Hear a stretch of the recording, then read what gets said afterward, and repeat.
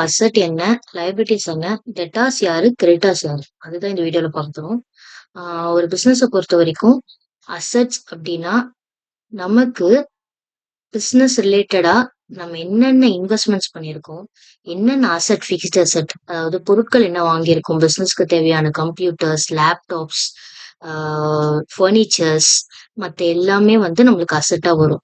So, அது நம்மளுக்கு அதாவது பிசினஸ்க்குள்ள வருது அசெட்ஸ். அதே மாரி லயபிலிட்டீஸ் அப்டின்னா, இப்போ ஒரு கேப்பிட்டல் வந்து இப்போ ஒரு பிரைவேட் லிமிடெட் கம்பெனினா ஷேர் ஹோல்டர்ஸ் வந்து வச்சிருப்பாங்க. ஷேர் ஹோல்டர்ஸ் வந்து கேப்பிட்டல் இது பண்ணியிருப்பாங்க. அவங்களுக்கு நம்ம என்னைக்கா இருந்தாலும் குடுக்க வேண்டியிருக்கும். அதே மாதிரி நம்ம கிரெடிட்ல வாங்கியிருப்போம்.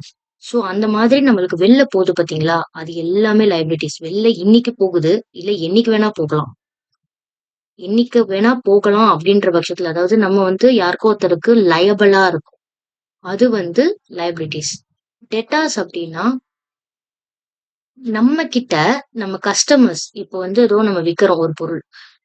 நம்ம கிட்ட வாங்கிட்டு போறாங்க பார்த்தீங்களா? அவங்க வந்து ஃபுல் கேஷ் குடுத்து வாங்காம, பொருட்கள வாங்கிட்டு போயிடுவாங்க.